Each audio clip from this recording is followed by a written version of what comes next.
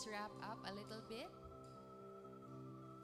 And good morning, church. Thank you for praying for one another. But before we praise God today, let me just encourage everyone to please fill the seats here in front para sa mga attend later on, sa likod na lang sila.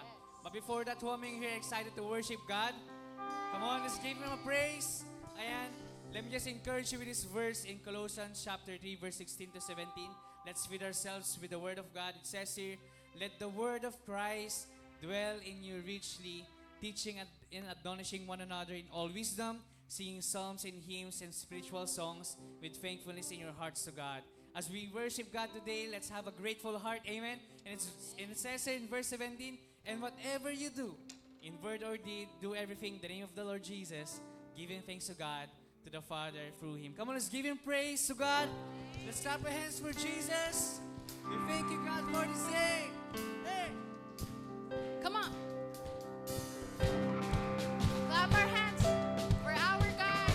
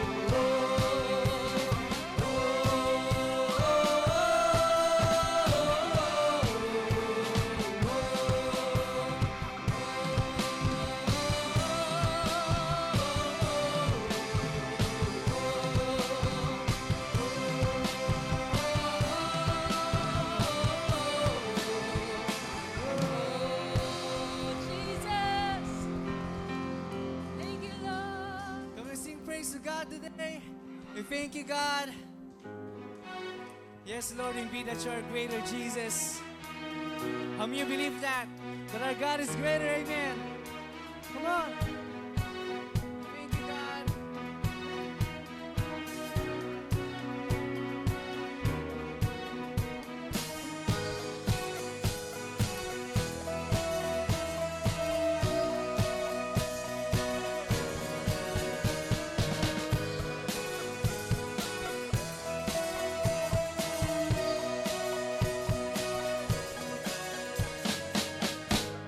Turn into wine. Open the eyes of the blind. There's no one like you. Say, none like you. None like you. Into the darkness you shine. Out of the ashes we rise. There's no one like you. None like you. Sing, our God is greater. Our God is greater. Our God is stronger. God, you are higher than any other. Our God is healer. Awesome in power. Our God. Our God.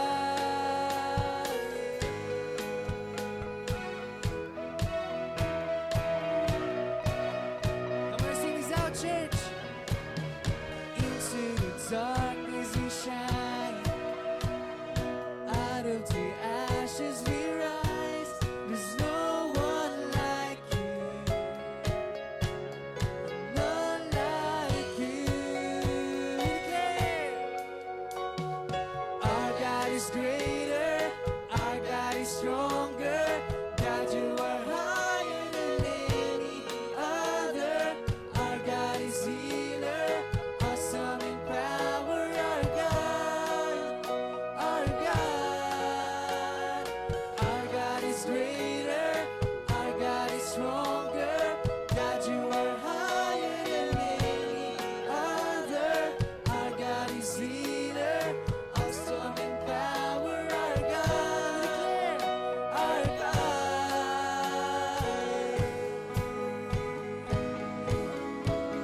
Yes, Lord. You be that you are great, Jesus.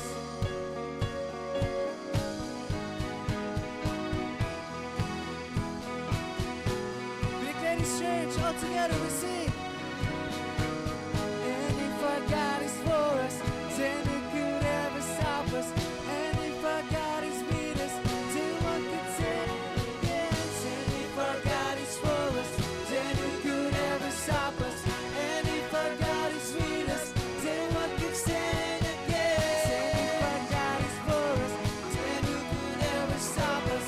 And if our God is with us, then what could stand against? And if our God is for us, then who could ever stop us?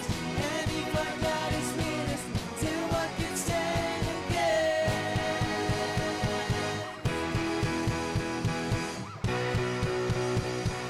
Then what could stand against? Come on, church, we declare this, that our God is greater. Our God is greater. Our God is stronger. God, you are higher than any other. Our God is healer. Awesome in power. Our God. Our God. Our God is greater. Our God is stronger. God, you are higher than any other. Our God is healer. Awesome in power. Our God. Our God. Our God is greater. Our God is stronger. God, you are higher than any other. Our God is healer. We sing this, church. Let's lift our hands to God as we sing this. Let's sing, our God is greater. Our God is greater. Our God is strong. Yes, Lord.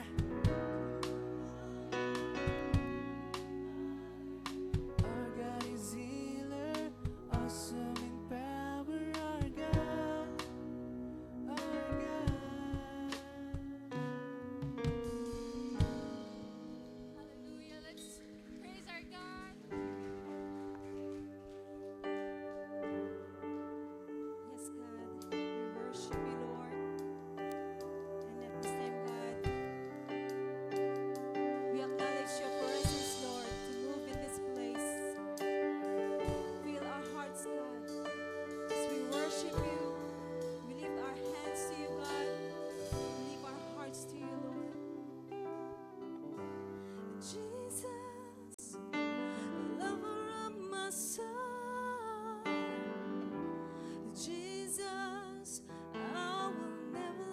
you go.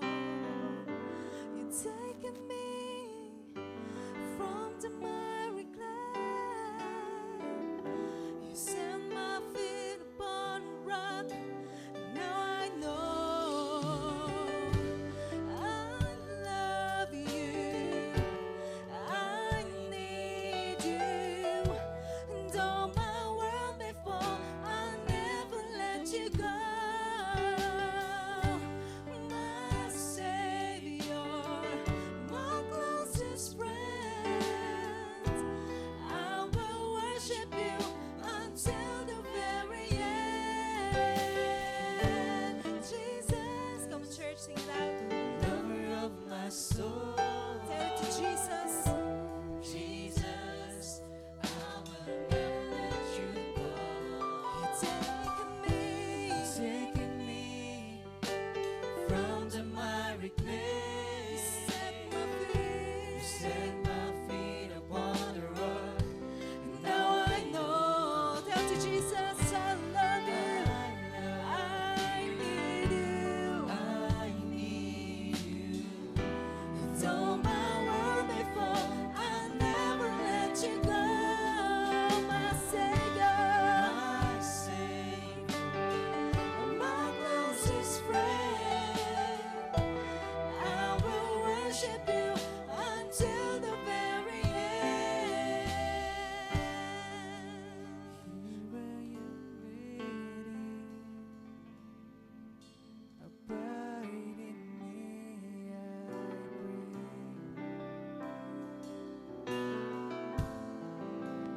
Here I am longing for you. Yes, Lord, we're longing for you, God.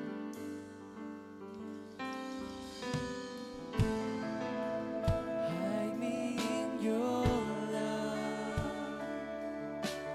Bring me to my knees. Dedicated church, may I know. May I know Jesus more and more.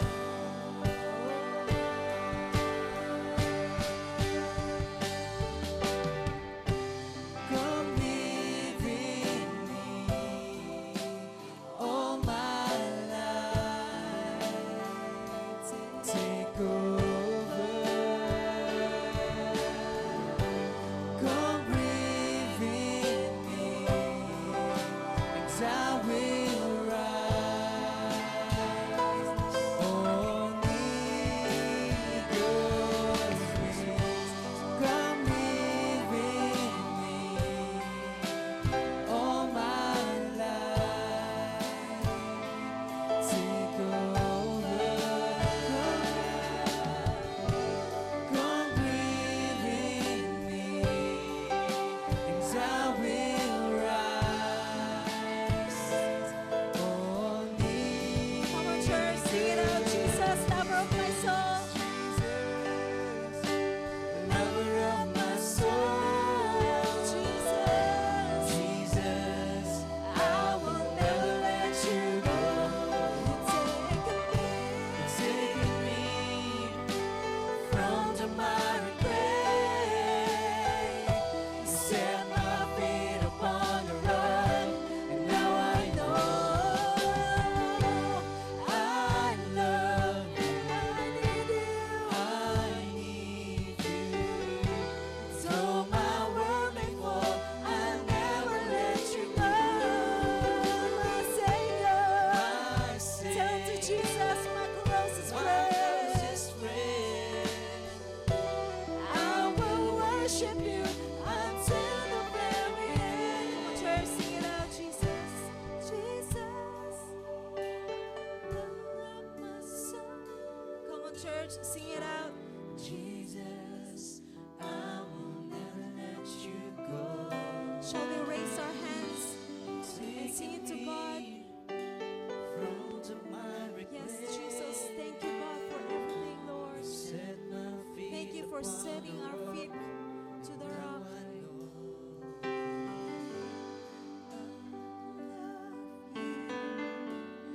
I need you. All my world before.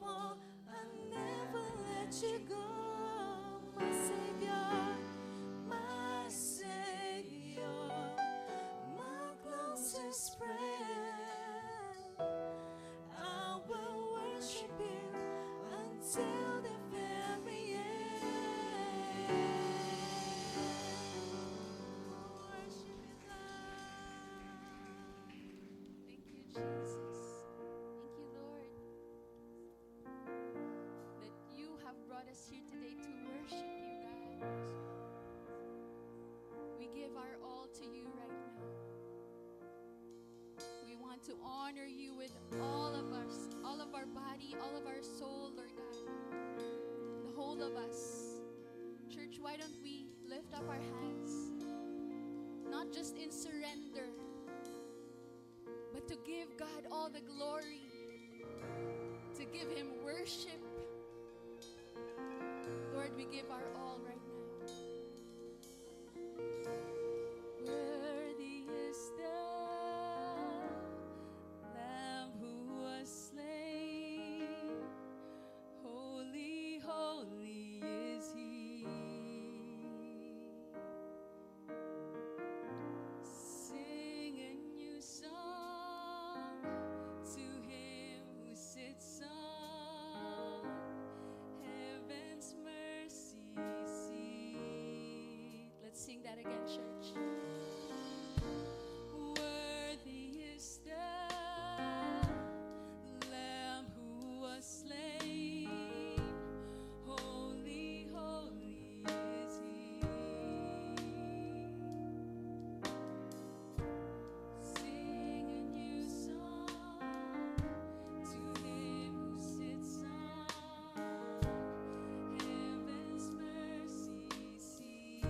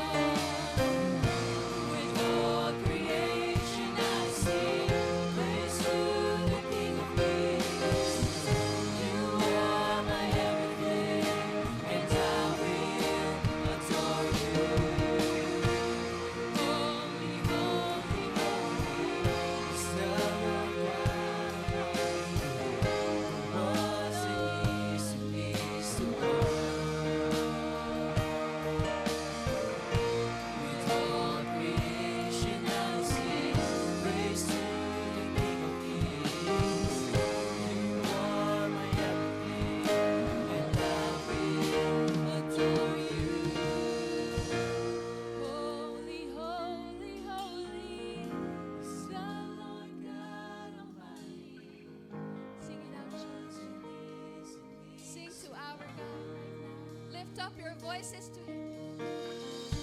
With all creation I sing praise to the King of Kings. You are my everything, and I will adore you.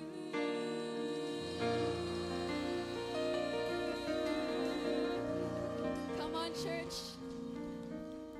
I just want us to give our God a praise right now. Let's give our hands to God.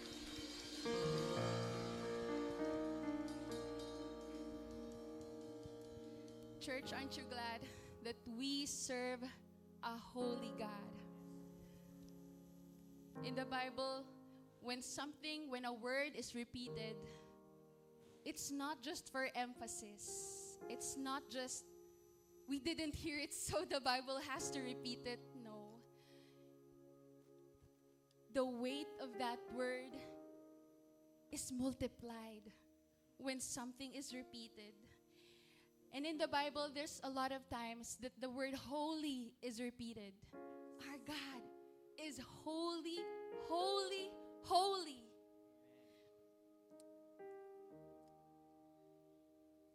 It's not just because God is holy, holy, holy in the just sense of the word. He is, yes.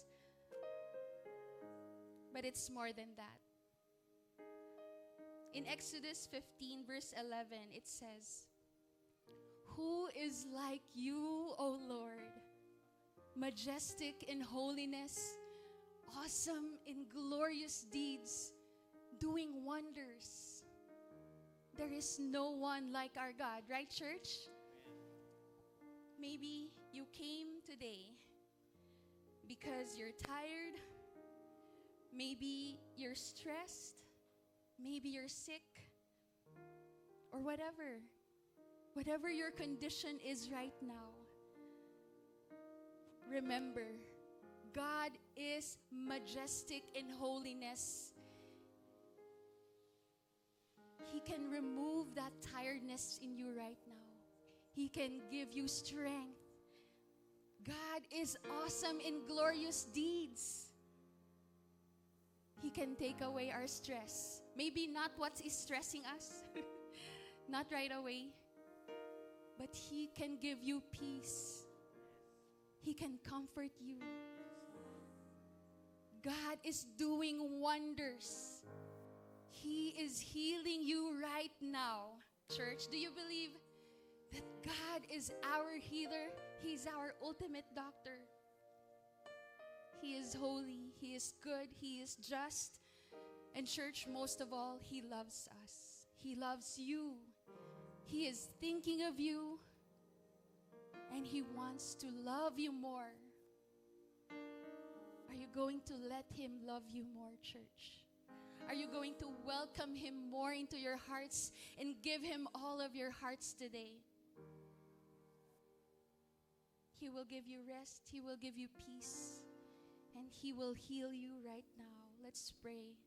Father God, Abba Father, thank You that You are holy, holy, holy. And that You love us so much and You are thinking of us, God. And You just want to pour out Your love to us. We thank You, Lord Jesus, for letting us experience You today and encounter You today. This, Lord, we ask and pray in Jesus' mighty and matchless name. Amen, amen, amen. Let's give God praise, church.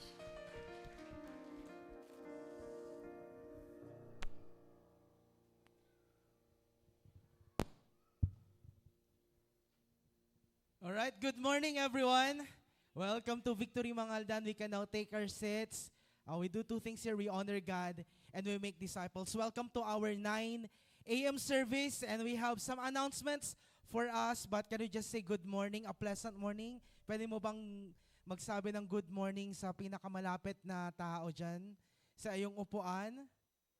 Alright, it's a good Sunday for all of us, umaaraw na. And right now, we just wanted to say thank you for all the people who have supported and supporting our Building Beyond project. It's been so months now, pero marami na pong progress. Kung makikita nyo po, marami na rin ginagawa si Lord. Marami na po siyang mga inaayos in our building. And we believe for more. We believe for our own center. We believe for our own lot, for the next generation. So thank you so much for all the supports and prayers that you are doing to our Building Beyond project. And right now, I just also wanted to do some recaps to our personal evangelism training that happened yesterday. Sinong mga nandito nun? Ayan, I hope we've learned something about our personal sharing of the Word of God. We are teaching the people not just only to do our one-to-one, but we are teaching them to really, search the heart of God and share the heart of God for the lost. At marami kayong natutunan, tama ba? Yung mga wala pa, na hindi nakapunta, di nakaregister, don't worry. Pwede kayong magpaturo sa mga small group leaders nyo na pumunta po dyan. And let's talk more about it as we progress and move into discipleship and evangelism to our town, Mangaldan, and beyond. Ayan, kaya naman, asahan nyo na marami pa po tayong mga trainings about discipleship, about evangelism, para mas marami pa po tayong masyaran ng gospel outside. And then the second recap is our graduation appreciation for our campus. For Every Nation campus, we are doing this every year. We appreciate the graduates for grade 12 and for the college who transitioned now into single professional. I just really wanted to say thank you for all the people who have been supporting us for the longest time, or even for kung bago pa po kayo, you are supporting our ministry in the campuses. These are the fruits of our labor. Hindi lang po tayo nakapag-graduate, di ba? But we are praying that pagdating nila to the workforce, they will be salt and light for every nation kung saan man sila mapupunta. And I just also wanted to take this opportunity to invite the students. We are having our youth service every Thursday, 4:30 p.m. Come and invite your classmates and friends, kasi hindi lang po fun yung ginagawa natin dito, but we are also discipling the next generation to be the future leaders of our generation. So thank you so much for supporting our ministry. Those are the things God is doing and will still finish in our church. Thank you so much and enjoy the rest of our service.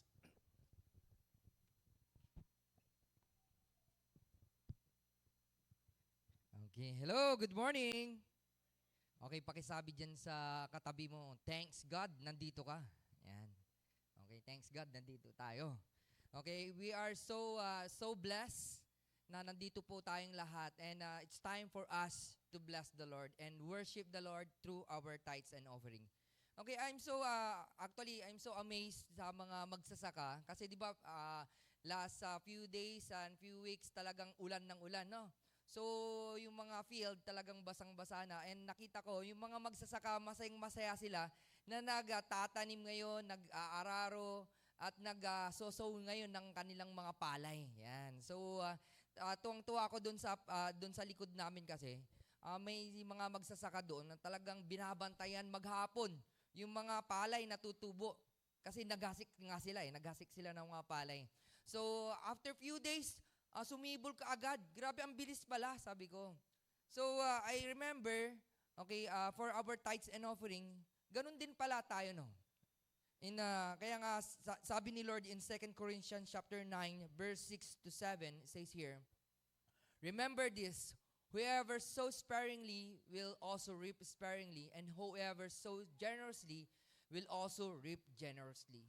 Each of you should give what you have decided in your heart to give, not reluctantly, but not under compulsion, for God loves a cheerful giver. So every time that we are giving to the Lord, we are sowing. Nagsosow po tayo. And God wants us to know the principle of sowing and reaping. Kapag naghasik ka ng maraming binhi, ang iniisip mo, bilang isang magsasaka, maraming tutubo.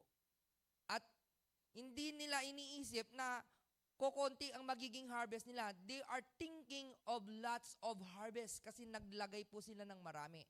Ganun po ang thinking ng isang magsasaka. And God wants us to see that principle of sowing and reaping. And God also want us, okay, itong filled heart, okay, yung mga points natin, paki-press down, bro. Press down. Wala na, hindi ba na ilagay? Okay, our second point is God look into our hearts. Nakikita ni Lord, okay, the heartfelt giving that we have. Ito po ay hindi po reluctant, parang hindi po tayo napipilitan na nagbibigay. God wants na kapag tayo po ay nagbigay, ay bukal po sa ating kalooban. Parang isang magsasaka, no? Kapag naghasik talaga yan, tuwang-tuwa. Okay, hindi po siya parang okay, maghasik yan, dito na naman, nakasawa na alamot. Ganito, hindi. Okay, there is a joy in their heart. Hindi siya obligation. Ganon din po tayo. Every time that we give, it's not an obligation to the Lord. God is teaching us to become generous. That's why, okay, number 3, God's favor on a cheerful giver. Anong nakasulat doon? God loves a cheerful giver. You will find favor once we are giving wholeheartedly to the Lord. Amen? Naniniwala po tayo doon. Ganun po ang isang heart ng isang magsasaka. Okay? Talagang bukal sa kanyang kalooban yung ginagawa niya. And God wants us, once we are giving to the Lord, ito po ay lalago, sisibol, at dadami yan. Magbubunga po yung mga ibinibigay po natin. Amen? So as we give our tithes and offering, I just want to give you this takeaway. It says here, giving should come from a place of joy and intention rather than obligation. Okay, embracing a generous spirit not only benefit others but also enriches one's own life and relationship with God. Ibig sabihin, once we are giving, okay, this is our act of worship to the Lord. Yung relationship natin kay God ay mas lalong lumalago. And God, you will find favor to the Lord. Amen? So can we pray as we give our tithes and offering? Lord, thank you, God. We honor you and we glorify you. We lift up everything, God, unto you. And Lord, thank you for everything. That indeed you have shown, Lord God, unto us that you are our giver, you are our provider, at bilang isang mananampalataya, Panginoon, you have provided, Lord God, yung ibibigay din po namin. Kagaya ng isang magsasaka, Lord God, that you have provided yung binhi, Lord God, na itatanim, Lord God. And right now, Lord, I speak, Lord God, that you will gonna bless your people, na ito pong isosow po namin, itong ibibigay po namin, for your kingdom, Lord God, will be, Lord God, it will bring back to us, Lord God, hundredfolds, Lord God, because that is your promise, Lord. Thank you, God. We glorify you, and we honor you, and we'll bless your name, God. In Jesus' name I pray. Amen. Okay, may tatlong paraan po tayo para makapagbigay.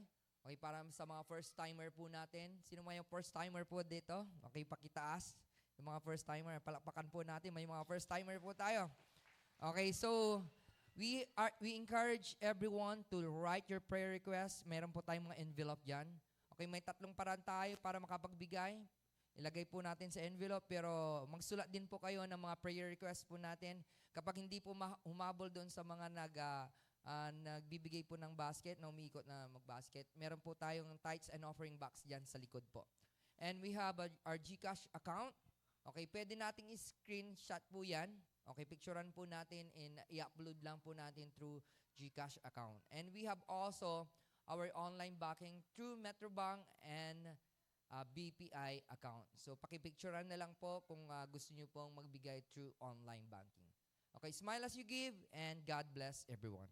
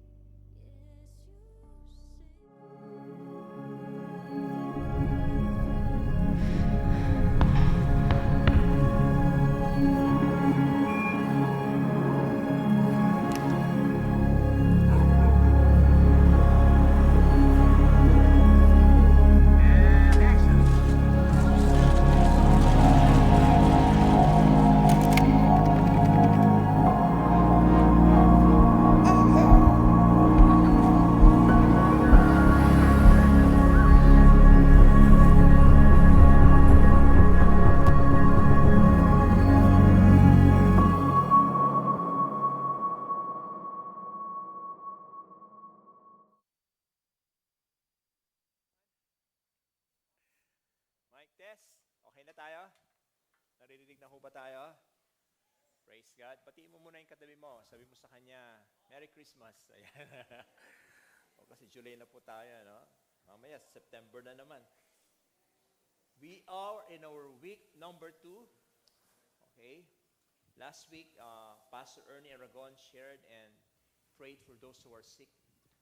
Basically, we have some testimonies. Okay? Sino dito gusto makarinig ng mga testimonies later on? Okay? Pero mukhang next week pa ata, no? Kino-confirm pa talaga kung talagang, alam mo yon, upon checking up, pinagaling po sila ng Panginoon. How many of you enjoyed your attending last week? Come on, raise up your hand. Di ba? Ang galing ginawa ni Lord. Amen? So, Pastor Ernie shared about why Jesus is greater than all. So, itong umaga na to, sa week number 2, ang pag-uusapan po natin is Jesus greater than angels. Ayan. Tanungin mo yung katabi mo. Sabi mo sa kanya, meron ka bang guardian angel? Okay. Totoo ba yung guardian angel na yan? O baka naman atin-atin lang yan? Okay? Ang pag-uusapan po natin is in the book of Hebrews. Kasi nandito po lahat ng pag-uusapan natin. So we are week number 2 hanggang week number 12.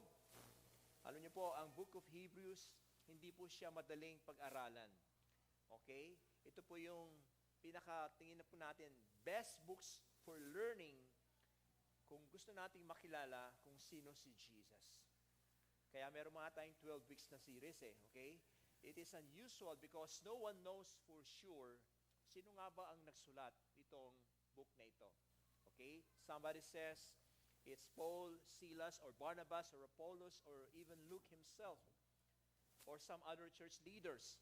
Pero dito natin makikita na itong libro po na ito, written by somebody who was knowledgeable in both Jewish tradition and in Greek philosophy.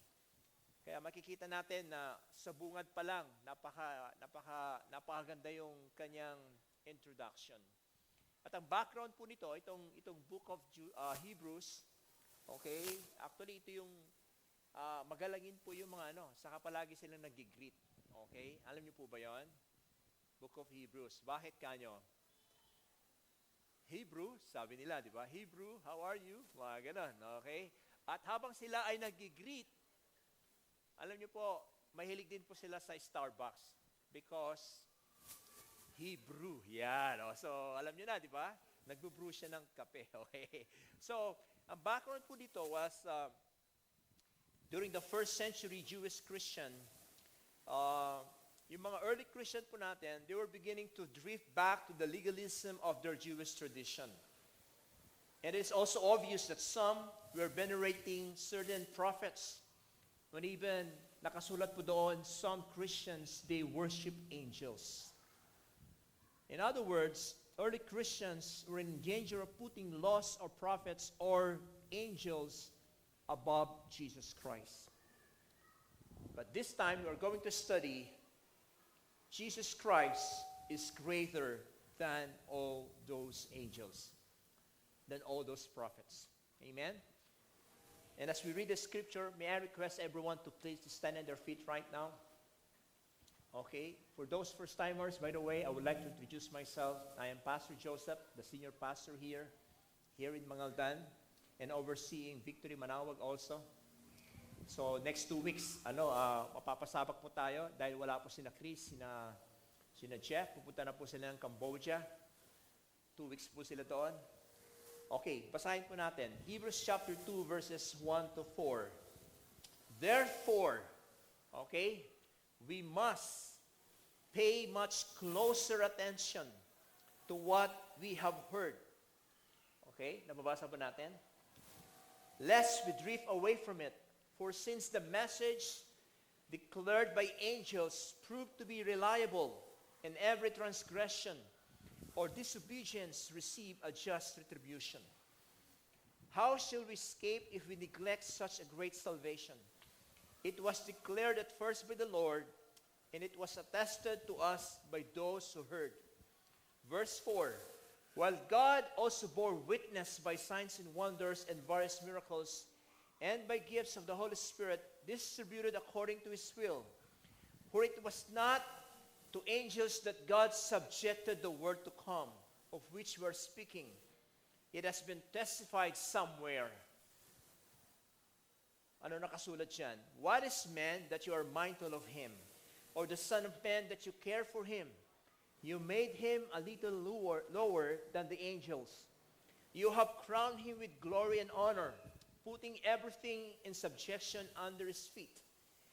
Now in putting everything in subjection to him, he left nothing outside his control. At present, we do not see everything in subjection to him. And in verse 9, but we see him who for a little while was made lower than the angels, namely Jesus, crowned with glory and honor because of the suffering of death, so that by the grace of God he might taste death for everyone. Thank you, Lord. Let's pray right now. Lord, it is our prayer that this morning, God, you may enlighten, God, our hearts and our minds, Lord. Why did you create those heavenly bodies, Lord, including angels, Lord? Those angels that submit to you, those angels, Lord, serve you and bow down to you. We praise you, God, not because we are more favored than angels, not because you love us so much, Lord, more than angels, but because, Lord, you choose to love us, God, when you give your life for us on the cross. And as we study, Lord, about heavenly hosts, Lord, pertaining to angels, you deserve all our praises, all our worship, because you, the captain, the general of the heavenly hosts, worship you, God. Thank you, God. In Jesus' name we pray. Lahat tayo magsabi po ng amen and amen, amen, amen. Please be seated, mga kapatid. Naririnig niyo po ba ako dyan sa likod? Maliwanag po ba? Alright? Pakilakasan po, mga kapatid. Last week, ito po yung napututunan po natin. Okay? Yung last week po natin. Ayan, week number 1. Sinare po ni Pastor Ernie Aragon po yan, that Jesus is the Son and heir of all things. Siya ay anak at tagapagmana ng lahat. Siya rin po yung creator and sustainer. Hindi lang po niya kinreate and then suddenly iniwan niya. No. The Bible says in verse 3 of chapter 1, He is the sustainer of all things. What else? Jesus is the perfect representation and revealer of God. Siya yung nag-reveal sa kanyang tatay. And number 4, Jesus is the only one who purified us from all known sin. Okay? Nadagdag din po dyan. Sabi sa verse 4, having become as much superior to angels as the name he has inherited is more excellent than theirs. So, mas maganda raw po, mas superior daw po yung pangalan ni Jesus na ina-inherit po niya sa tatay niya. And then it's in verse 6, He brings the firstborn into the world. He says that all God's angels worship Him. Si Jesus po yung firstborn, panganay. At noong ibinigay ni God ang firstborn, sabi sa verse 6, ano sabi dyan? Let all God's angels worship Him. Nangyari po ba yon? Yes, nangyari po. Nung pinanganak si Jesus, di ba? Anong kinanta ng mga angels? Di ba? Kinakanta natin tuwing Christmas, ano? Hark the herald, angels sing, glory to the newborn King. Di ba? Alam natin yan. At sino naka-witness? Mga shepherd. Ito po yung mga katanungan po natin ngayon. Does the Bible confirm really that Jesus is greater than angels? Kino-confirm ba ho talaga niya na mas higit pa si Jesus daw kaysa sa mga anghel? Sino nga ba yung mga anghel? May mga pangalan ho ba yung mga anghel? Okay? If you're going to study the Bible, they just only mention 2 names. And that is what? Michael and Gabriel. Okay. How many are they? Gaano po sila karami? Okay. May ranko po ba yung mga yan? Meron po bang general, may lieutenant, may colonel, may captain, or whatsoever? Hello?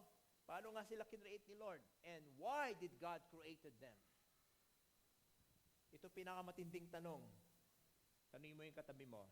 Naniniwala ka pa rin ba sa angel o hindi? Okay. Di ba? Ang ganda po nung kanta. I remember when bata pa ako, kinakanta po natin yan. Di ba? Ano yung kantang yon? I believe in angel. Di ba? Alam niyo yan? Okay. Parang hindi kayo makarelate mga Gen Z. Okay, hindi nyo na ata narinig yan. Okay? Ito po yung tinanong ko kanina. Gaano ho ba katotoo na may kanya-kanya raw tayong guardian angel? Okay? Totoo ba talaga yan? So, kinreate ni God ang mga angel para ba sa atin yan? Okay? Kung kinreate ni Lord para sa atin, at they have been created to serve God and to serve us. So, ano yun? Pwede ba natin silang utos-utusan anytime? Come on now. Hello. Okay? Ito po yung mga inutusan natin na hindi natin sinasweldohan. Okay? Pero gaano nga ba talaga katotoo yan? Are you here with me? Ito po yung pag-aaralan natin ngayon. Sino po dito excited malaman ang kasagutan? Taas ang kamay. Dahil kung hindi ka excited, okay, hindi ko na problema yan. Pero ako excited ako mag-preach. Why? Because this will reveal to us, the scripture will reveal to us that Jesus is greater than all angels God created. Okay, balikan po natin yung verse 1 to verse 3. Ito po sabi po dyan. Alright? Verse 1 to verse 3. Ito po sabi dyan, pakitulong na lang. Sabi dyan, therefore we must pay much closer attention to what we have heard. Ito po yung sinasabi ng book of Hebrew. Lest we drift away from it. For since the message declared by angels, yung angels mismo ang nag-declare na ito ay reliable, and every transgression or disobedience receive a just retribution. Pag sinabing retribution, ito po ay punishment. Okay? How shall we escape if we neglect such a great salvation? It was declared at first by the Lord, and it was attested to us by those who heard. Tatlong rason kung bakit mas higit pa si Jesus kaysa sa mga angels. Based on this scripture. Number 1, Jesus delivered the great salvation of grace in contrast to the angels who delivered the law of judgment. Okay? Sa Tagalog, nandito po yan. Si Jesus ang naghatid ng mahusay na kaligtasan ng pagpapala, ng grasya ng Panginoon. Hindi siya katulad ng mga anghel na naghatid ng batas ng paghatol. Okay. Alam niyo po, kung babasahin po natin yung Old Testament, kapag si Lord nag-send ng angels, judgment na po yan. Okay. Judgment po, okay? Bababasa po natin sa Numbers 22 verse 31. Alam niyo po si Balaam, siya po ay isang propeta, pero gusto niyang i-curse yung Israel. So hinarap siya ni Lord through the donkey. And ano po nangyari? Then the Lord opened the eyes of Balaam, and he saw the angel of the Lord is standing in the way with his drawn sword in his hand, and he bowed down and fell on his knees. In the Old Testament, we can read angels. Sa totoo lang, hindi po natin makita. But if the Lord allows us to see them, nasa Panginoon na yan. Ito si Balaam, inallow ni Lord na makita yung mga angels. Okay? In the book of 2 Kings, chapter 6, verse 17, ito po yung time na si Elisha, kasama niya yung kanyang servant, diba? Gigirahin na sila ng kaaway, okay? Nakita nung servant niya, wow, sobrang dami, mamamatay na tayo. Elisha, anong gagawin natin? Pero si Elisha, anong ginagawa niya? Relax lang siya. Relax ka lang, di ba? Relax lang, chill ka lang. And then it says, then Elisha prayed and said, "Oh Lord, please open his eyes that he may see." So the Lord opened the eyes of the young man, and he saw, and behold, the mountains was full of horses and chariots of fire all around Elisha. Diba? Parang sinabi, mas marami tayo kaysa sa mga kaaway natin. Wow. Again, when God send angels to you, it means punishment or judgment. Just like what happened in the destruction of Sodom and Gomorrah. Next slide, please. Okay? Ito po yung time na, di ba, si Lord, nagpadala siya ng mga angels. Okay, dalawa. Dahil gusto niyang i-investigate yung wickedness ng Sodom and Gomorrah. And after that, kinausap nila si Lot. Okay? Pinatuloy naman sila ni Lot. Kaso nga lang, may nangyari, di ba? Kung babasahin po natin ng Biblia, masyado nang perverted yung mga tao doon. Okay? Sobrang perversion ang nangyayari to the point na nagalit na si Lord, and the Lord what? Struck the men with blindness. Pero ang maganda kay Lot, sumama siya. Kaso nga lang, anong instruction, ano man ang mangyari, wag na wag kayong, di ba, lilingon. Sino po yung limingon?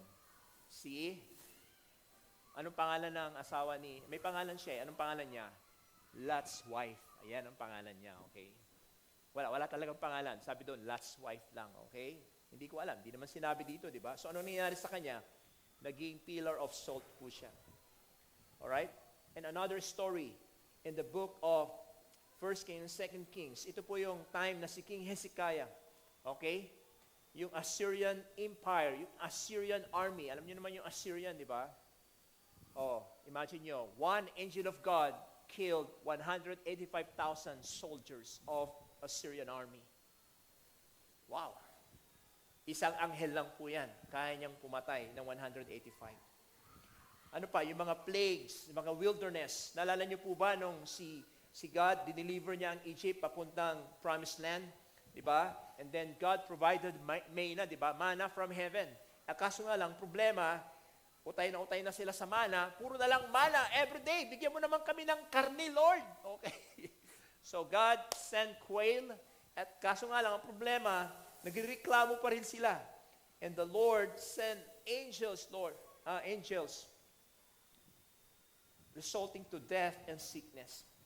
Okay? Alam niyo po ba yung plagues of Egypt? Alam niyo po ba yon? Yung pinakalas, yung firstborn, the killing of the firstborn, an angel of death.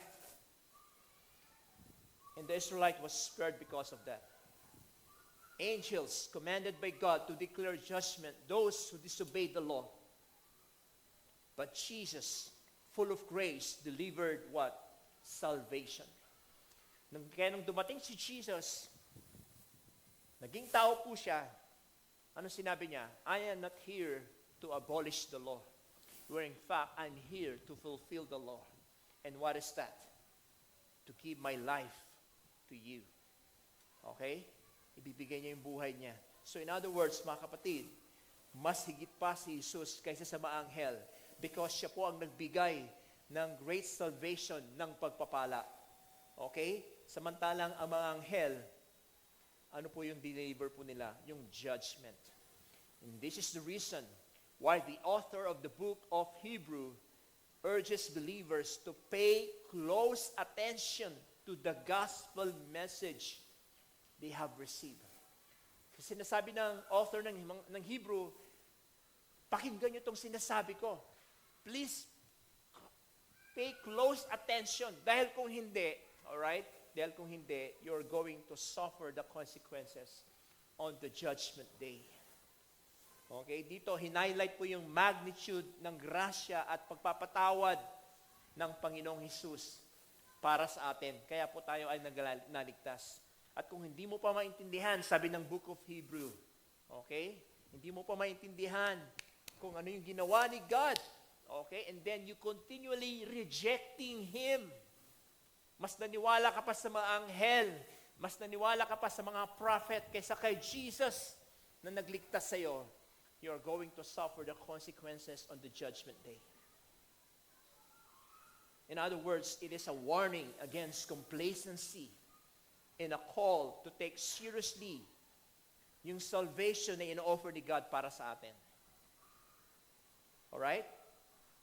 Hindi natin po pwedeng take it lightly. Na, oh, yes Lord, salamat at minahal mo ako. Diba? You are so gracious. You are loving naman God eh. So ngayon, Christian ka na, okay? You are a follower of Jesus.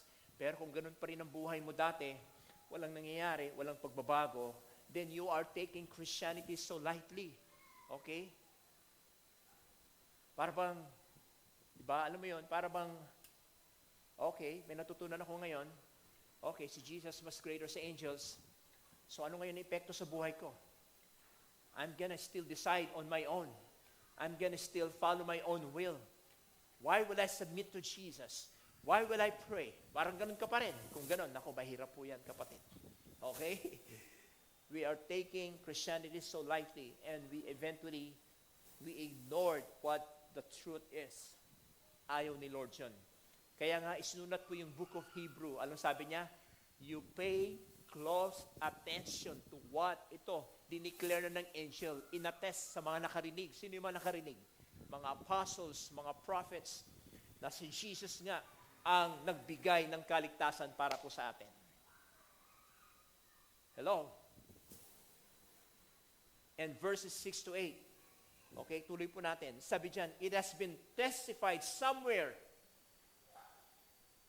Sabi dyan, what is man that you are mindful of him, the Son of Man, that you care for him?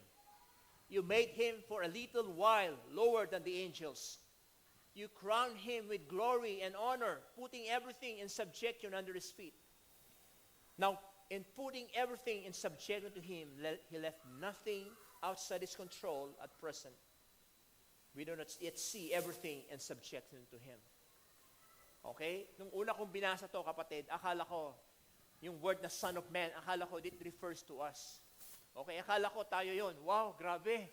O nga, no Lord, who am I that you are mindful of me? Okay. Okay, akala ko ako yun eh. Parang bang kinuha ko to, Psalms chapter 8. Okay, pero eventually, inireveal po niya, itong Son of Man na to, walang iba kundi si Jesus. Alright? Kasi sabi sa verse 9, okay? Sabi sa verse 9, nasa PowerPoint, sabi dyan, but we see him who for a little while was made lower than the angels, namely Jesus. Ayan, pinangalan na po siya. Crown him with glory and honor because of the suffering of death. Number 2. Why Jesus? Mic test. Ayan. Why Jesus? Greater than the angels, because Jesus was made a little lower for a while than angels, but crowned with glory and honor. Ayan. Diba? Ibang klase talaga si Lord. Sino bang nag-create sa mga angels? Si Jesus mismo. Yet, we can see here that Jesus made lower from His creation. Ano ibig sabihin nun? Ibig bang sabihin nun, dinemote ni Jesus ang sarili niya at nagpasubject siya sa mga angels at hindi na siya God? Hindi po ganun ang ibig sabihin nun. Diba? Diba, nabasa po natin sa verse 3, sa Hebrews chapter 1 verse 3. Ito, basahin po natin. Nakalagay po dyan. Diba? Yung previous, chapter 1. Kasi nasa chapter 2 tayo eh. Pero yung chapter 1 verse 3, ano nakalagay dyan? He is what? The radiance of the glory of God and the exact imprint of His nature. And He upholds the universe by the word of His power. O diba? Si Jesus yan. Okay? Siya yan. Diba? So, ibig sabihin, from the very beginning, God na po siya, mga kapatid. Jesus Christ is absolutely unique. He is like no other. No one can compare with Him. Bakit natin kuminsan, may mga religious group na kinukompare nila si Jesus kay Muhammad.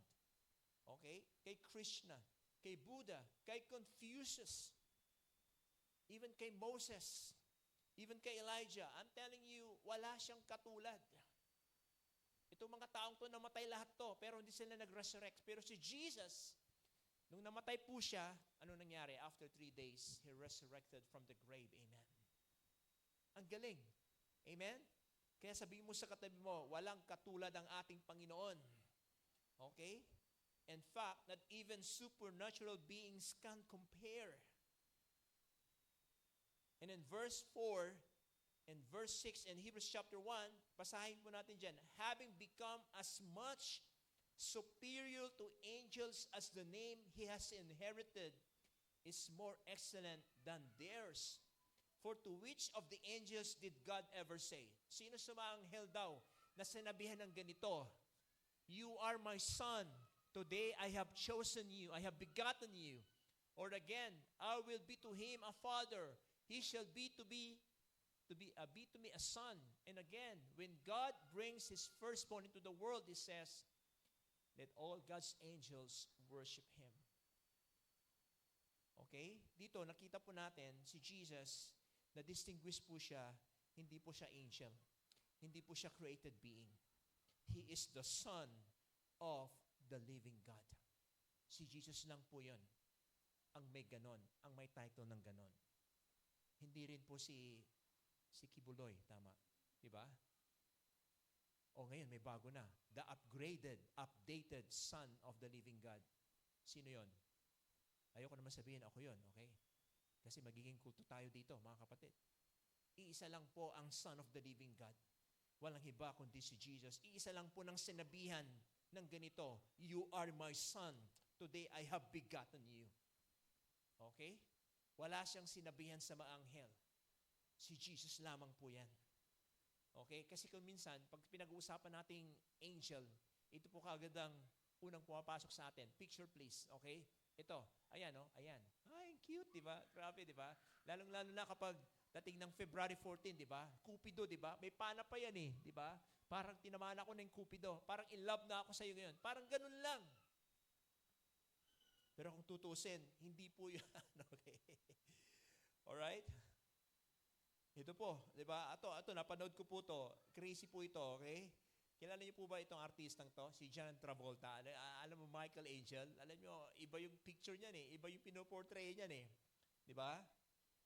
Okay? Itong si John Travolta, pinortray po niya dito sa movie na ito, si Angel Michael daw ay isang chain smoker, hard drinker, womanizer angel. Okay? Wala pong ganyan. Okay? Ang mga anghel hindi po ganyan. Biblically, ang mga anghel ay hindi po mga ganyan. Alright? They are described in masculine terms and appear as powerful creatures who overwhelm people with their glory. Okay? Isipin nyo, may dala-dala po yung espada. At any time, okay, in a twinkle of an eye, pwedeng humiwalay ang ulo mo sa katawan mo. Kaya po nilang gawin. Remember, di ba? Can you imagine? One single angel can kill, can slaughter 185,000 soldiers. Nangyari po yan. You know, going back to the book of Hebrews, yung mga early Christian, okay, kaya po in-address po ito kasi they were listening already to the false teachers, okay, who led them to honor and worship of angels, okay? Kasi, sa totoo lang, sinasabi nila, nag-appear mga angels, pero hindi po dapat mangyari yon. Ano niyo po ba? According to survey, sa US mismo, okay, 7 out of 10 naniniwala pa rin sa angel. Dito kaya sa Pilipinas, okay, ilan kaya ang ratio natin? Out of 10, ilan kaya? Siguro, 10 out of 10. Okay? Yung iba nga dyan, 11 out of 10. Okay? Sumobra pa, di ba? Tanungin mo yung katalibo, naniniwala ka ba sa anghel? Okay? Pero dito, yung pinapaniwalaan ng mga Hebrew, yung mga member po nila, kaya sulat po yung Hebrews, naniniwala po sila sa angel. Alam niyo po, none of this belief or practices are biblical. Alright? Kung titinan po natin, alright, tayo mga Pinoy, masyado tayong, alam niyo may paniniwala po tayo, di ba? Sabi nila, pag ang baby daw ay namatay, automatic, nagiging anghel. Gaano katotoo yan? Di ba? Na pag yung baby mo raw namatay, anghel na siya sa langit. Di ba? Alam niyo po, may mention po ang Biblia, na may different kinds of angels. Nandiyan yung cherubim. Yan, nandiyan yung picture. Cherubim po, ito po yung nagagwardya po ng Garden of Eden. Na-mention po yan. Ito rin po yung nakalagay sa Ark of the Covenant. Okay, nandiyan, may picture po tayo dyan. Di ba? Sabi daw nila, cute daw. Parang mga baby angels daw. Okay? And then we have seraphims. Pag sinabing seraphims, 6 pakpak. Na-mention po ito sa book of Isaiah. 2, they're closing their face. 2, they're closing their feet. At yung 2, ginagamit nila panglipad. Seraphims. At na-mention din po ng other creatures. Okay? In the book of Ezekiel and Revelation. Ang tawag sa kanila na living creatures around God's throne. They appear like a lion, ox, even a man, eagle, representing various parts of God's creation. Okay? At pagdating natin sa langit, makikita po natin yung mga yan. And the Bible says in the book of Revelation chapter 4 verse 8, day and night, they never cease to sing what? Holy, holy, holy is the Lord God Almighty, who was and is to come. Yung kinanta natin kanina, kinakanta nila yon sa langit. Ito yung mga creatures na nireate ni Lord. Kasama yung mga anghel. Okay? So in other words, ang pinapaniwalaan ng mga Hebrew, akala nila si Jesus ay isang anghel. Hindi po siya anghel. Superior po siya. Greater than angel. Alright? Amen? Hello? Unless kung meron ka pang ibang pinapaniwalaan. Diba? Just like any other religion. Diba? Ayaw ko nang banggitin. Diba? Sa ibang religion, sabi nila, si angel daw. Kapatid siya ni Lucifer, ni Satanas. Okay? Magkapatid sila. Diba? Si Jesus, siya yung good son. Si Lucifer, siya yung bad son. Okay. Totoo ba yun? Iba naman, okay? Si Jesus daw, siya mismo si Archangel Michael. Iba po si Michael, iba po si Jesus. Okay? This is a clear contradiction of Scripture. Yung mga pinapaniwalaan po ng mga ibang religious organization. Because in the book of Revelation, John tells us what happened when he encountered an angel. So basahin po natin. Revelation chapter 19, verse 10. Okay, ito po yung time na sinusulat ni John, yung book of Revelation. Sabi niya, then I fell down at his feet to worship him. Nasa harap po siya ng angel. But he said to me, you must not do that. I am fellow servant with you and your brothers who hold to the testimony of Jesus. Ano sabi niya? Worship God, not me. Okay? Kaya dito makikita natin, huwag tayo mag-worship sa mga angels. Instead, you worship what? Jesus. Sabi natin, worship Jesus. Diba? Worship Jesus. Meron bang scripture na nagpapatunay na ang mga tao, they worship Jesus? Nandiyan, may mga scripture po dyan. Okay? Okay, wise men worship Him. Jesus, okay? The healed blind man na binangamot ni Jesus, worship. Mababasa natin yan. The disciple worship Him. After the resurrection, nung nag-appear sa mga disciples, they worship Jesus. Ito mismo si Thomas fell and worship at His feet and cried out. Anong sabi niya? My Lord and my God. O, yan. Malinaw na malinaw.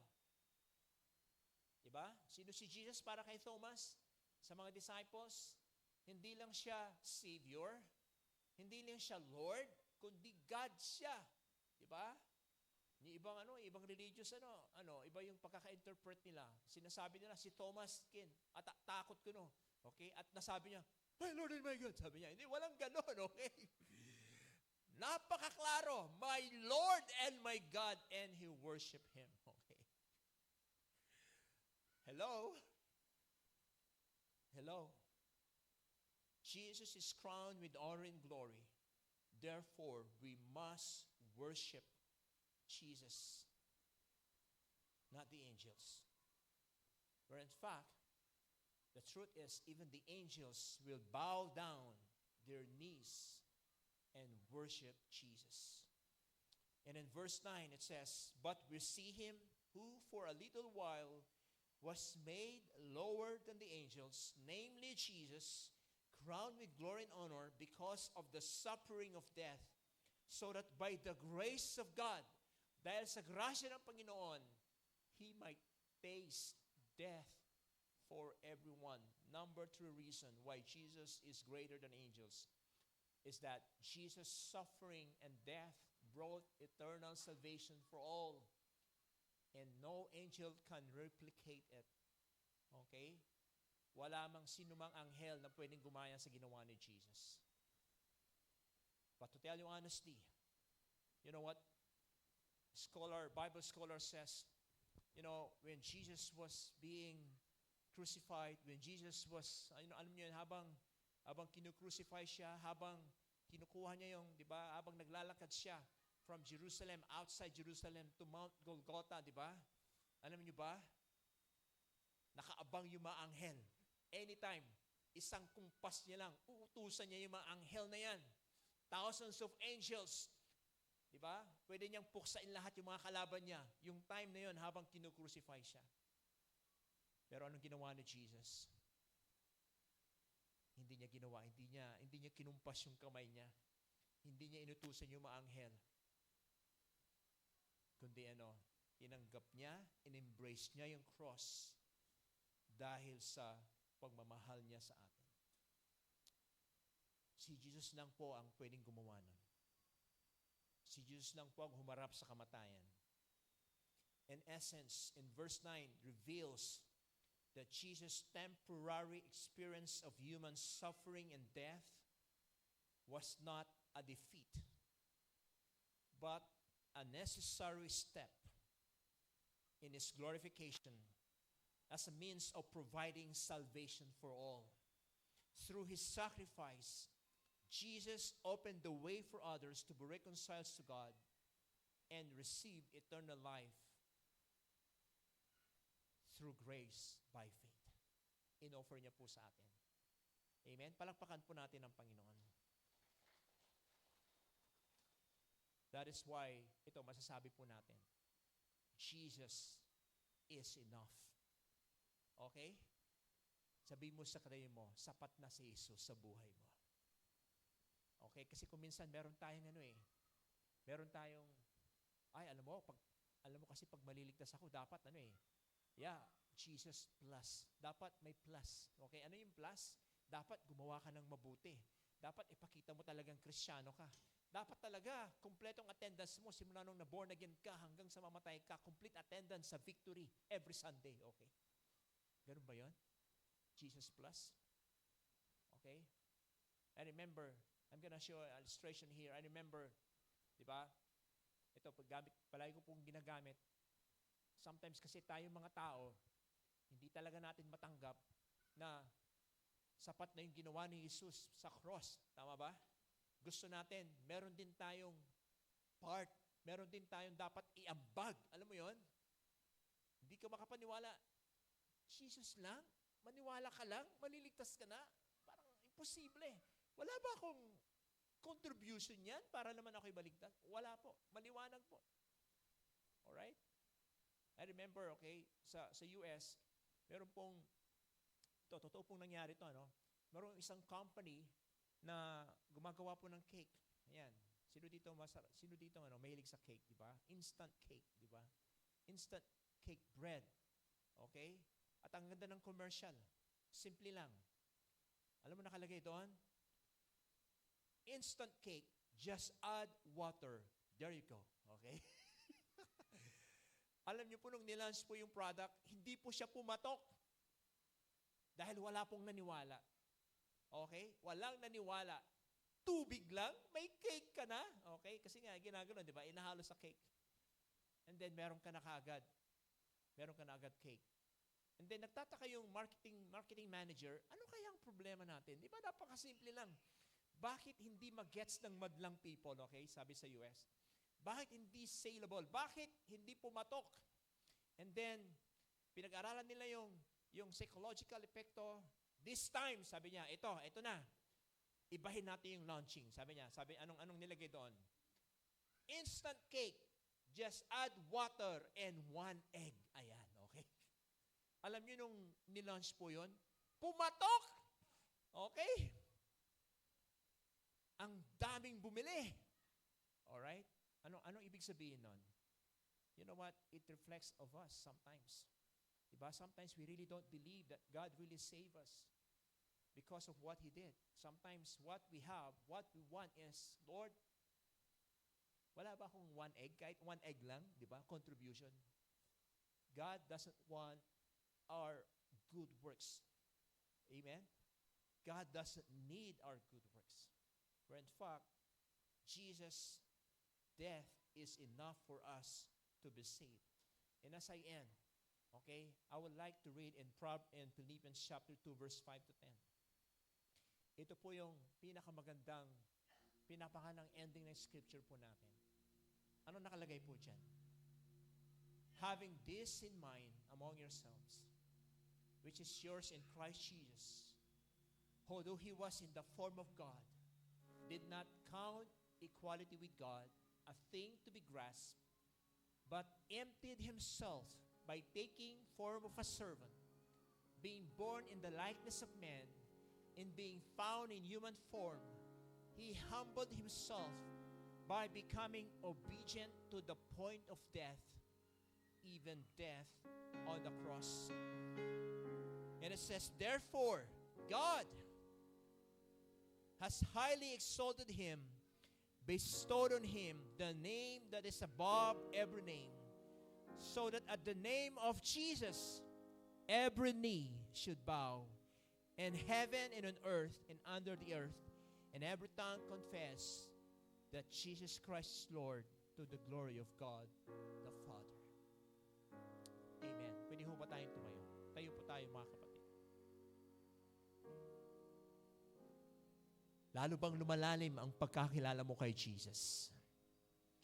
He is greater than all angels. Amen. Let us pray right now. Lord, salamat po. Simula ngayon, Panginoon, may iba na po, Lord God, ang aming pananaw pagdating sa angels.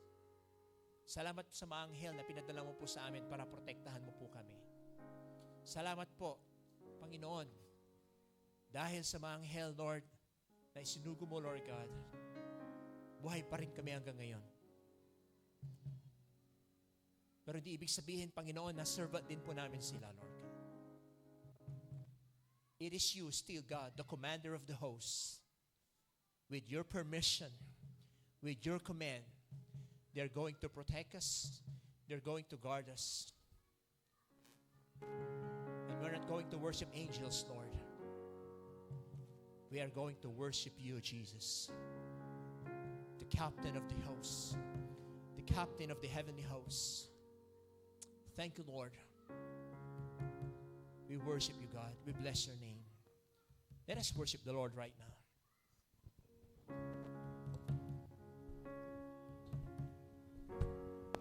Yes, Lord. Thank you, God, that you are so good. You are so good to us.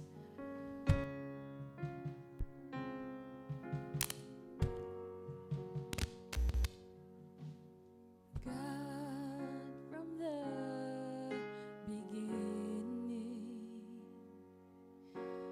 wrapped in endless majesty, you stepped out from glory,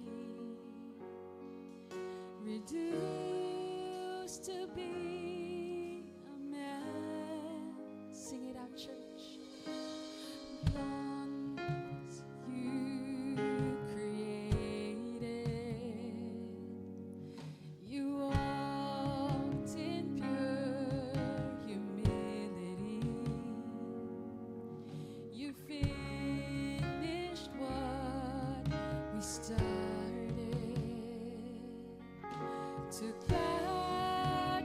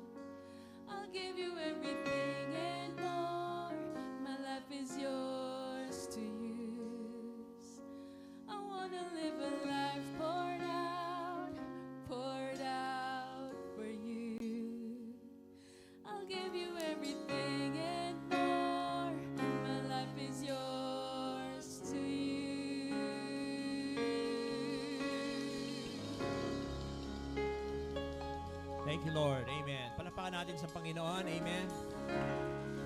Hallelujah. After the service, we're going to stay here. If somebody like to pray, just approach na lang po tayo dito sa harap. We're going to pray for you. Need healing, okay, direction and everything. Some of the leaders will pray for you. But before we end, I would like to call Chris and Kat. Right now, we are going to send them out. This is their last week attending. And Marlon, dito tayo. Dito na kayo sa harap, bro. Okay? Ayan. Pupunta na po sila. Ang flight po nila ay sa Friday. Tama ba? Babalik sila ng August 31, 2030. Okay. Alright. Hindi siya days, ano? Ano siya? 5 years. Okay. Let us pray for them. Lord, thank you, God, for sending, Lord God, them, Lord God, in Cambodia. Alam namin, Lord, harvest of souls, God, are waiting for them. Lord, gamitin po sila. Alam namin, ang country na yun, Lord God, has been, Lord, ang daming nangyari, Lord, sa country na yun, Panginoon. We pray that, Lord, use the team to declare, God, faith, to declare life, Lord God, into the lives of the students. We pray, Lord, na i-bless mo ang aming simbahan, Lord God, doon sa Phnom Penh, Panginoon, Cambodia. Thank you, Lord. We pray na i-provide mo rin yung pangailangan po nila. Protectan mo sila as they trouble. Everything will go well, Lord. They will arrive, Lord, Cambodia, safe and sound. Thank you, God. Ito po ang aming panalangin. Dalangin ko, Panginoon, na hindi po sila mahinder sa embassy, okay, sa immigration, okay. Dire-diretso na po, Lord God, papunta ang aeroplano. Thank you, God, in Jesus' name. Amen, amen, amen. Alright, the reason why I said that because we have an experience na na-stop po talaga sa immigration, okay? So, ganun katindi po yung ano. So, yung iba di nakapunta. Alright? So, we are dismissed. God bless everyone. See you again next week. Thank you for coming.